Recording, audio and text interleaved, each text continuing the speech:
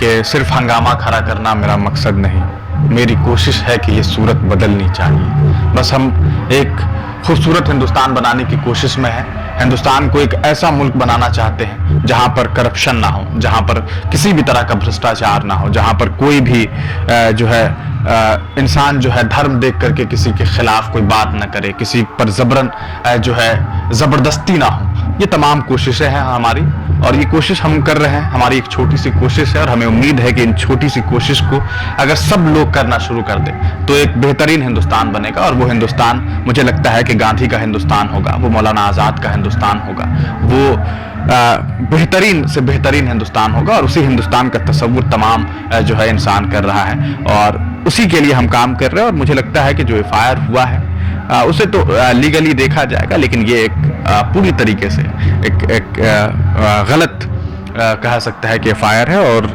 इसको लेकर के देश के तमाम जो सभ्य लोग हैं, जो डेमोक्रेसी को समझते हैं, जो लोकतंत्र को समझते हैं, जो समझते हैं कि प्रेस की आज़ादी क्या है, जो समझते हैं कि संविधान का आर्टिकल 19 क्या है, उन्हें मुझे लगता है कि इस बात का एहसास होगा कि ये गलत हो रहा है। आप देख रहे हैं स्टार न्यूज मधुबनी। इस वक्त हमारी मौजूदगी मधुबनी में और मधुबनी के हिंदुस्तानी मीडिया के कार्यालय में।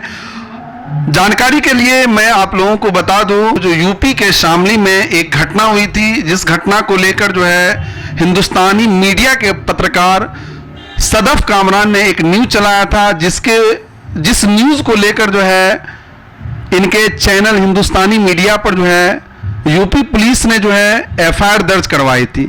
और इस एफआईआर दर्ज को लेकर जो मामला इतना तूल पकड़ा, कहीं ना कहीं जो हिंदुस्तान के बड़े बड़े पत्रकार रवीश कुमार, अभिसार शर्मा और विपक्ष के जो नेता है, कांग्रेस के दिग्गज नेता इमरान प्रतापगढ़ी और आप नेता संजय सिंह ने इनको लेकर जो है आवाज उठाने का काम किया। हम जानने की कोशिश करेंगे। हमारे साथ युवा पत्रकार सदफ कामरान जी है। क्या मामला हुआ था हम जानते हैं उन्हीं की जुबानी।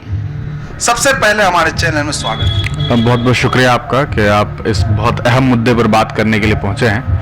देखिए, ये जो मामला है वो 4 तारीख से शुरू होता है। उत्तर प्रदेश के शामली में एक इलाका है जलालाबाद, वहाँ पर एक खबर वहाँ से निकल करके सामने आई सोशल मीडिया प्लेटफॉर्म पर के वहाँ के एक नौजवान व्यक्ति जो हैं, जिनका नाम फिरोज कुरैशी है, उन्हें कुछ लोगों ने मारा और मारते मारते उनकी हत्या कर दी। शुरुआती वक्त में ये खबर निकल करके आई कि एक मॉब लिंचिंग का मामला सामने आया है। हमने 5 तारीख को, क्योंकि ये मामला 4 तारीख को शाम में जो है घटना होती है, रात के आसपास लगभग 8 बजे वो इंसान जो है अपने घर से निकलता है और 11 बजे के आसपास उसकी मौत होती है। तो इस मामले पर उनके भाई जो है वो पुलिस प्रशासन से शिकायत करते हैं कि मेरे भाई को पिंकी, पंकज, राजेंद्र और उनके साथियों ने मिलकर के मारा, इतनी बेरहमी से मारा कि उस इंसान की मौत उसकी पिटाई की वजह से हो गई। हमें ये खबर मिली सोशल मीडिया के जरिए और उस इंसान ने जो पुलिस प्रशासन को जो लेटर लिखा था फिरोज कुरैशी के भाई ने, उस लेटर के आधार पर और जो बयानात सामने आए उसके आधार पर हमने खबर चलाई। कुछ मीडिया प्लेटफॉर्म ने खबर चलाई थी सोशल मीडिया प्लेटफॉर्म एक्स पर, और हमने उसी को दिखाते हुए एक खबर चलाई कि किस तरह से उत्तर प्रदेश के शामली में एक मॉब लिंचिंग का मामला सामने आया है। ये पहली बार नहीं हुआ था, भारत में कई मॉब लिंचिंग के मामला सामने आए। उत्तर प्रदेश में इससे पहले कई मामला सामने आ चुके हैं। चौंकाने वाली बात यह है कि वहां ऐसा भी हुआ है कि किसी शख्स की मॉब लिंचिंग हुई है और उस इंसान के मारे जाने पर उसी के ऊपर एफआईआर दर्ज कर लिया गया है। तो ये उत्तर प्रदेश में कोई नई बात नहीं थी। इस तरह का एक मामला सामने आया, हमने उसको लेकर के हमसे पहले और अन्य पत्रकारों ने, जिसमें वसीम भाई हैं, जाकिर भाई हैं, वसीम अकरम त्यागी, जाकिर त्यागी और 3 और साथियों ने जो है वो इस पूरे मामले पर सोशल मीडिया पर बातें रखी, बातें लिखी। इससे होता यह है कि अगले दिन उन लोगों के ऊपर, यानी कि 5 तारीख को ये लोग लिखते हैं, 6 तारीख को जो है इनके ऊपर एफआईआर दर्ज हो जाता है। कितने पत्रकार हैं? उसमें 2 पत्रकार हैं और 3 और लोग, यानी कि टोटल 5 लोग हैं। उन लोगों पर एफआईआर होती है। हम फिर खबर बनाते हैं, हम ये खबर बनाते हैं कि उत्तर प्रदेश के शामली में एक घटना घटित हुई और वहां जो है इस तरह का मामला सामने आया था, एक कथित मॉब लिंचिंग का मामला सामने आया और उसमें जो है खबर चलाने की वजह से, खबर दिखाने की वजह से 2 पत्रकार सहित 5 लोगों के ऊपर एफआईआर दर्ज हो गया है। हमने उस वीडियो में यह भी बताया कि यूपी पुलिस अब इसका खंडन कर रही है और वो ये दावा कर रही है कि ये मॉब लिंचिंग से मौत नहीं हुई। उनकी मौत की वजह मॉब लिंचिंग नहीं है, बल्कि उनके मौत की वजह यह है कि भाई जब पोस्टमार्टम का रिपोर्ट आया तो ये बताया गया कि उन्हें कोई ऐसी इंजरी नहीं थी, ऐसी कोई चोट नहीं पहुंची थी जिसकी वजह से उनकी मौत हुई। लेकिन यूपी पुलिस ने ये जानकारी नहीं दी कि आखिरकार उनकी मौत कैसे हुई। वो यूपी पुलिस जो हर एक छोटे मोटे घटना को लेकर के या हर बड़ी घटना को लेकर के अक्सर मैंने देखा, मुझे लगता है मैंने सैकड़ों खबर जो है उत्तर प्रदेश पुलिस से जुड़ी हुई और उनके द्वारा की गई कार्रवाई पर हमने खबर बनाई है, जिसमें हमने अक्सर दिखाया कि किस तरह से यूपी पुलिस के बड़े अधिकारी जो होते हैं वो बाकायदा एक वीडियो बनाते हैं और वीडियो जारी करते हुए ये बताते हैं कि मैं इस पद पर हूं, किसी थाने में, किसी चौकी में कौन किस पद पर है वो बताते हुए ये बताते हैं कि मैं इस थाना का इंचार्ज हूं या पुलिस अधीक्षक हूं और एक घटना जो है उत्तर प्रदेश के इस जिले के इस थाना अंतर्गत इस गांव में घटित हुई, हमने इस पूरे मामले पर इतने अभियुक्त को गिरफ्तार किया या आरोपी को पकड़ने की कोशिश हो रही है। इस तरह के एक वीडियो जो है अक्सर हर घटना में आती है। लेकिन शामली वाले मामले में यूपी पुलिस ने किसी तरह का वीडियो भी जारी नहीं किया, हमें कोई वीडियो नहीं मिली। हमने एक खबर बनाई और खबर के बाद हमने दूसरी खबर बनाई जिसमें हमने यूपी पुलिस के द्वारा की गई एफआईआर का खंडन किया। चूंकि एक पत्रकार के तौर पर हमारी जिम्मेदारी है कि हम पत्रकार साथियों के साथ खड़े हों। हमें लगा कि नहीं, पत्रकारों ने एक मैसेंजर का काम किया था, उन्होंने एक मैसेज पहुंचाने का काम किया। उन्होंने सिर्फ ये बताया कि यूपी में एक ऐसी घटना घटित हुई है। उसके बाद यूपी पुलिस की कार्रवाई पर सवाल उठा कि भाई आपने भारतीय न्याय संहिता के उन धाराओं का इस्तेमाल क्यों किया जो एक हल्का धारा है, उस पर मॉब लिंचिंग के धारा क्यों नहीं लगाए गए जब एक तरह से एक भीड़ ने मारा। बस ये बात उन लोगों ने सवाल किया, हमने उस सवाल को कोट किया कि भाई ऐसी ऐसी बातें कही जा रही है। इसके आधार पर हमने खबर बनाते हुए यह भी बताया कि यूपी पुलिस ने इस पूरे मामले पर क्या बात कही है। हमने ये बताया कि यूपी पुलिस ने इस मामले का खंडन करते हुए यह दावा किया कि नहीं, मॉब लिंचिंग से उनकी मौत नहीं हुई है। उनका यह कहना है पोस्टमार्टम में यह बात साबित नहीं हुई कि उन्हें किसी ने मारा और इसकी वजह से मौत हुई। हमने ये भी खबर बना दी। 6 तारीख को हमारी ये खबर भी चल गई। 7 तारीख को हमें मालूम चला कि हमारे ऊपर एक एफआईआर दर्ज हुआ है। ये काफी चौंकाने वाला था, इसलिए चौंकाने वाला था क्योंकि खबर मैंने 5 तारीख को बनाई। 6 तारीख को जब 5 लोगों पर एफआईआर हुआ तब हमारे चैनल पर एफआईआर नहीं हुआ था। फिर 7 तारीख को अचानक से एफआईआर क्यों हुआ, ये भी एक बड़ा सवाल है और ये समझ से पड़े वाली बात है। यानी आपने जो है एफआईआर के अकॉर्डिंग जो है न्यूज बनाया था? हमने एक जो खबर बनाई वो पहले तो ये कि जो फिरोज कुरैशी के भाई हैं उन्होंने क्या आरोप लगाया, उस आरोपों के तहत, और साथ में मैंने उस खबर में या उसके नेक्स्ट खबर में मैंने ये भी दिखाया था कि किस तरह से यूपी पुलिस ने इस मामले में 3 लोगों के ऊपर कार्रवाई की, जिनमें तीन नामजद लोगों थे। और शायद मुझे एग्जैक्टली याद नहीं है कि भारतीय न्याय संहिता का शायद 105 जो सेक्शन है उसका इस्तेमाल करते हुए 3 लोगों पर, पंकज, पिंकी और राजेंद्र पर एफआईआर दर्ज कर लिया गया। और जो दूसरे पत्रकार है क्या उस पर कुछ कार्रवाई हुई है अभी तक? ये तमाम लोगों पर सेम धाराओं के साथ जो है वो कार्रवाई की गई है, एफआईआर दर्ज की गई है। अभी तक हम लोगों को कोई इसको लेकर के आगे की सूचना नहीं मिली है। इस तरह का जो आपके ऊपर एफआईआर दर्ज हुई, क्या कुछ डर सता रहा है या आगे आप इसी तरह बेबाकी से बात रखेंगे? देखिए, डरने वाली बात है, डरने वाली बात इसलिए नहीं है कि मैं डर गया हूं। डरने वाली बात यह है कि आखिरकार पत्रकारों के साथ अगर इस तरह के मामला सामने आएंगे तो आज मैं हूं, कल आप होंगे, आज मेरा नंबर है, कल आपका नंबर होगा। वो हिंदुस्तान में एक बड़ी कहा सकता है कि अक्सर आपने देखा होगा कि कई जगहों पर जब कुछ लोगों के ऊपर कार्रवाई होती है तो कुछ लोग बड़ा जश्न मना लेते हैं, लेकिन होता क्या है, अगले दिन जब उनके साथ होता है तो उन्हें लगता है कि यार उनके साथ तो गलत हुआ था। ये वक्त है कि हम तमाम लोगों के साथ खड़े रहें। मैं खड़ा था उन 5 लोगों के साथ और शायद उसके बाद मेरे ऊपर एफआईआर हो गई। तो मुझे लगता है कि डरने वाली बात ये नहीं है कि मैं डर गया हूं, मैं पत्रकारिता कर रहा हूं, मैं अपना काम कर रहा हूं, पुलिस प्रशासन अपना काम कर रही है, सरकार भी अपना काम कर रही है। बस ये है कि कौन सही कर रहा है। हम डरे नहीं हैं, हमने खबर बनाई उसके बाद भी, हम खबर बना रहे हैं उसके बाद भी, और हम बनाते रहेंगे जब तक कि कहा सकता है कि जबान को बंद नहीं किया जाता है। हाँ, ये अलग बात है कि पुलिस प्रशासन ने कार्रवाई की है, आगे उसको लेकर के जो कुछ भी होगा उसके लिए हमारी लीगल टीम ये तमाम चीजों को देखेगी कि आखिरकार इस मामले में जो है वो न्यायालय क्या कहती है। क्या न्यायालय भी वैसी ही नजर रखती है जैसी नजर पुलिस प्रशासन रख रही है? हालांकि अगर आपने रविश कुमार जी का वो वीडियो देखा होगा जिसमें उन्होंने हमारे चैनल को लेकर के, मेरे बयान को लेकर के उन्होंने जो खबर चलाई थी, उसमें उन्होंने एक मामले का जिक्र किया था। उसमें उन्होंने बताया, टॉपिक दिया है मॉब लिंचिंग की वजह से, मॉब लिंचिंग युवा पत्रकार पर जो एफआईआर हुई। तो आप सोचिए कि क्या सिर्फ मॉब लिंचिंग लिखने या कह देने की वजह से एक पत्रकार के ऊपर एफआईआर दर्ज हो जाएगा? अगर ऐसा होता है तो ये चिंताजनक है, और ये इसलिए चिंताजनक है क्योंकि सिर्फ ये मामला मेरा नहीं है, ये मामला हिंदुस्तान के तमाम पत्रकारों का है। यानी कहीं ना कहीं आपका कहना है जो लोकतंत्र के चौथे स्तंभ पर कहीं ना कहीं ये जो हमला हुआ है। देखिए, ये तो अटैक है, जर्नलिज्म पे एक अटैक है। अगर आप इसे नहीं देखेंगे तो आपको इस बात को सोचने की जरूरत है कि आखिरकार कुछ लोग कहते हैं कि हिंदुस्तान में इतने यूट्यूबर्स क्यों हो गए, क्यों यूट्यूब पर इतने न्यूज चैनल बनने लगे, क्यों इतने पत्रकार आ गए, क्यों सब के सब लोग सड़क नाले की खबरें बना रहे हैं। आपको लगता है कि लोगों को शौक है? लोग त्रस्त हैं, लोग परेशान हैं। मेन स्ट्रीम मीडिया कभी आपकी सड़कों को नहीं दिखा रही है। कभी आप नहीं देखते होंगे कि आज तक या फिर तमाम जो न्यूज चैनल है, मैं किसी चैनल का नाम क्यों लूं, तमाम जो बड़े चैनल है जो अपने आप को स्वघोषित बड़े चैनल के तौर पर पेश करते हैं, आप बताइए कि उनके चैनलों पर आपके गांव, आपके मोहल्ले, आपके शहर के सड़कों को दिखाया जा रहा हो, नालियों को दिखाया जा रहा हो। ये काम वो छोटे मोटे यूट्यूबर्स कर रहे हैं जो हाथों में मोबाइल लेकर एक माइक लेकर के निकलते हैं और वो लड़ रहे हैं। और यही वजह है कि कई सारे पत्रकारों के ऊपर न सिर्फ उत्तर प्रदेश में बल्कि हिंदुस्तान के कई सारे हिस्सों में उनके ऊपर एफआईआर दर्ज हो जाता है। लेकिन ये वो लोग हैं जो आवाज बन रहे हैं और आवाज बन करके लोगों की बातों को रख रहे हैं। और ऐसे लोगों की सराहना करनी चाहिए, ना कि आप ये कहिए कि यार इन्हें क्या जरूरत है। अगर वो लोग अपना काम कर रहे होते तो यकीन मानिए कि प्रेस इंडेक्स में हिंदुस्तान का जो रैंक है वो नीचे से टॉप नहीं कर रहा होता। भारत की पत्रकारिता का जो स्तर है वो इस तरीके से गिर गया हुआ है कि शायद अब उसे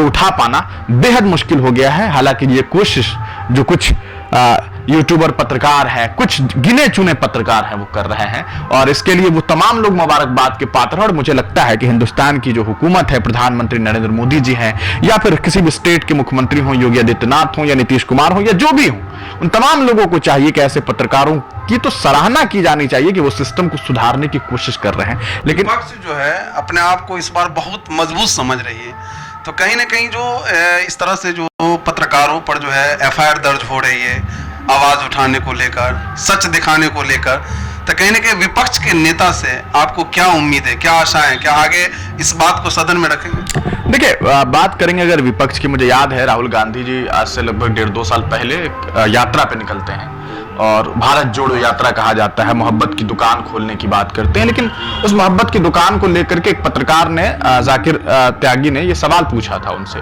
कि ऐसी क्या वजह है कि जब एक मुस्लिम पत्रकार के ऊपर, उन्होंने बाज़ाब्ता ये बात कही थी कि एक मुस्लिम पत्रकार के ऊपर जब पुलिस प्रशासन जो है वो अपने बल का इस्तेमाल करती है, उन्हें जेल में बंद कर देती है, उनके ऊपर कई तरह की धाराएं लगा देती है, तब ऐसे वक्त में आखिरकार राहुल गांधी क्यों नहीं बोलते हैं? क्या वजह है कि कांग्रेस अपना स्टैंड क्लियर नहीं कर पाती है? तो राहुल गांधी ने जवाब दिया था, उन्होंने कहा था कि मुझ तक ये बातें कई बार पहुंच नहीं पाती हैं। लेकिन सवाल यह है कि क्या इस बार भी आपको ये खबर नहीं पहुंची कि हिंदुस्तान के 6 पत्रकारों के ऊपर, उनके चैनल के ऊपर जो है एफआईआर दर्ज हो गया? कैसे नहीं पहुंची होगी आप बताइए, जिसके बारे में हिंदुस्तान की तमाम प्रमुख अखबारों ने खबर छाप दी हो, अल जजीरा ने खबर छाप दी हो, रविश कुमार हो, अभिषार शर्मा हो या फिर अजीत अंजुम हो, तमाम मीडिया के जो बड़े बड़े संघ हैं, चाहे वो डीजी पब हो, प्रेस क्लब ऑफ इंडिया हो, तमाम जब बड़े बड़े संगठन ने, बड़े बड़े पत्रकारों ने, बड़े बड़े अखबारों ने, बड़े बड़े पोर्टल्स ने इसके बारे में खबर छाप दी, तब इसके बावजूद राहुल गांधी को क्या आपको लगता है कि यह बात उन तक नहीं पहुंची होगी? तो सवाल तो है कि विपक्ष के नेता क्यों नहीं बोल रहे हैं। ये वो विपक्ष है जिसको जिताने के लिए इस देश की एक खास विचारधारा के लोगों ने अपनी जी जान लगा दी और इनकी पोजीशन को देश के सदन में बेहतरीन किया, बहुत अच्छा किया। लेकिन सवाल यह है कि क्या ये लोग उनके लिए खड़े हो रहे हैं, उनके लिए स्टैंड ले रहे हैं? ये एक बड़ा सवाल है और इस सवाल का जवाब जनता भी चाहती है, सिर्फ हम नहीं चाहते। ये जवाब उन्हें देना चाहिए। उनके कुछ नेताओं ने ट्वीट किया, हमने देखा कि मध्य प्रदेश के पूर्व मुख्यमंत्री दिग्विजय सिंह जी जो है, उन्होंने भी बाज़ाब्ता इसको लेकर के ट्वीट किया, उन्होंने खंडन किया। इमरान प्रतापगढ़ी ने भी एक छोटा सा ट्वीट किया। लेकिन क्या इन चीजों से काम चलने वाला है? बिल्कुल नहीं। इन्हें इस मुद्दे पर इनके जो आला नेता है उन्हें बयान देना चाहिए था। उन्हें बाज़ाब्ता उत्तर प्रदेश की सरकार से, उत्तर प्रदेश के जो पुलिस प्रशासन के आला अधिकारी हैं उनसे इस मामले में बातचीत करनी चाहिए थी। लेकिन ये एक अफसोस की बात है। अफसोस की बात इसलिए है क्योंकि ये वो विपक्ष है जो हाथों में संविधान लेकर के संविधान को बचाने की बात करती है, लेकिन उसी संविधान के एक बेहतरीन पक्ष को, एक कहा सकता है कि डेमोक्रेसी के चौथे स्तंभ को बचाने के लिए, उसकी हिफाजत के लिए अगर ये नहीं बोल सकते हैं, ये पॉलिटिक्स के पत्रकार के लिए बोल सकते हैं, लेकिन और जो अन्य पत्रकार हैं जो फ्रीलांसिंग कर रहे हैं, जो जमीन पर उतर करके, सड़क पर उतर करके सच बोलने का काम कर रहे हैं, अगर आप उनके लिए नहीं बोलते तो ये बेहद अफसोसजनक बात है। एफआईआर दर्ज होने के बाद यूपी पुलिस की तरफ अभी तक के जो है क्या आपको जानकारी दी? देखिए, अभी तक मुझे उत्तर प्रदेश पुलिस प्रशासन से कोई जानकारी नहीं मिली है, वहाँ से किसी अधिकारियों से भी हमारी बात नहीं हुई है अभी तक। इस मामले में जो मुझे सूचना मिली वो मुझे एक पत्रकार साथी से मिली है, और उसको लेकर के हम लोग जो है जिस तरह से लीगली जो काम किया जा सकता है वो हम कर रहे हैं। हालांकि हमें अभी भी उम्मीद है कि उत्तर प्रदेश पुलिस जो है इस मामले को शायद समझेगी, और यूपी सरकार इस बात को समझ करके इस मामले को जो है वो खत्म करेगी। क्योंकि मुझे नहीं लगता कि हम लोगों ने जो खबर चलाई थी उसको लेकर के आप इस तरह के चार्जेस लगा दीजिए कि हम दो धर्मों समुदायों के बीच में जो है तनाव करना चाहते हैं। अरे, हमारी तो कोशिशें यही है कि एक बेहतरीन हिंदुस्तान हम बनाएं, एक ऐसा हिंदुस्तान जहां पे तमाम धर्म के लोग, तमाम प्रांत के लोग खुशी से रह सकें, जहां पर मॉब लिंचिंग जैसे मामला सामने नहीं आए, जहां पर कोई मर्डर, खून, इन तरह की चीजें सामने नहीं आए, जहां बलात्कार जैसी जघन्य अपराध ना हो। लेकिन सवाल ये उठता है कि आखिरकार ये कैसे होगा? ये तभी होगा जब पुलिस प्रशासन अच्छे से अपना काम करेगी, जब पत्रकार अच्छे से अपना काम करेंगे, जब सरकार अच्छे से अपना काम करेगी। तो ये एक बड़ी जिम्मेदारी भरी जो है बात है, और ये तमाम लोगों को अपनी अपनी जिम्मेदारी को जो है वो संभालनी होगी। हिंदुस्तान के तमाम आवाम को, हिंदुस्तान के तमाम सत्ताधारी लोगों को, विपक्ष के लोगों को, अगर ये तमाम लोग मिलजुल करके काम करेंगे तो यकीनन एक बेहतरीन हिंदुस्तान जो है वो बनाया जा सकता है। लेकिन सवाल यही है कि अगर बीच बीच में आप लोगों को पकड़ेंगे, लोगों को रोकने की कोशिश करेंगे, उनकी आवाजों को बंद करने की कोशिश करेंगे, तो फिर कैसे काम चलेगा? ये एक बड़ा सवाल है, और इन सवाल का जवाब हमें लगता है कि हर एक इंसान जिसके अंदर देश का लोकतंत्र जीता है, जिसके दिलों में देश का संविधान है, वो शायद पूछ रहा है कि आखिरकार ये जो हालात बन रहे हैं, ये जो काम हो रहा है, ये जो कार्रवाई हो रही है, क्या ये वाकई सही है? ये एक बड़ा सवाल है। तो ये हमारे साथ हिंदुस्तानी मीडिया के पत्रकार सदफ कामरान थे, और उनसे हम बात किए जो इन पर जो आखिर यूपी पुलिस जो है एफआईआर दर्ज क्यों की। क्योंकि यूपी में जो एक मामला हुआ था शामली में, और वहाँ जो एफआईआर कॉपी है इसके अकॉर्डिंग जो ये न्यूज़ बनाए थे, न्यूज़ में इन्होंने जो है मॉब लिंचिंग का जिक्र किए, जिसके वजह से जो है यूपी पुलिस ने जो है एफआईआर दर्ज की। अंत में आप क्या कहना चाहेंगे? देखिए, मैंने तमाम बातें बता दी है। मुझे अंत में बस दुष्यंत कुमार का वो लाइन याद आता है कि सिर्फ हंगामा खड़ा करना मेरा मकसद नहीं, मेरी कोशिश है कि ये सूरत बदलनी चाहिए। बस हम एक खूबसूरत हिंदुस्तान बनाने की कोशिश में है।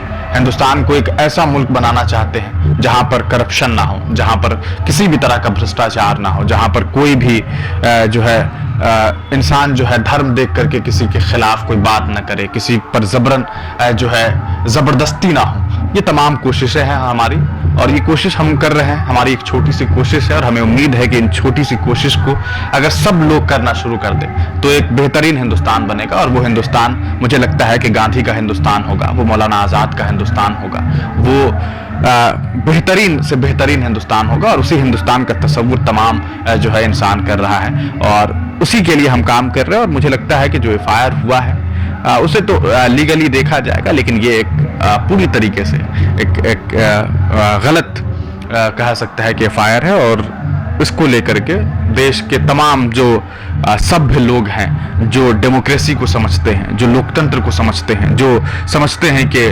प्रेस की आज़ादी क्या है, जो समझते हैं कि संविधान का आर्टिकल 19 क्या है, उन्हें मुझे लगता है कि इस बात का एहसास होगा कि ये गलत हो रहा है। तो हम बात कर रहे थे हिंदुस्तानी मीडिया के पत्रकार सदफ कामरान से, और इस वीडियो को ज़्यादा से ज़्यादा शेयर कीजिए और कमेंट के माध्यम से बताइए जो युवा पत्रकार सदफ कामरान के ऊपर जो यूपी पुलिस ने जिस तरीके से एफआईआर दर्ज की है, क्या यह उचित है? आप लोग कमेंट के माध्यम से बताइए। बाकी अपडेट के लिए आप बने रहिए, आप देखते रहिए स्टार न्यूज़ मधुबनी।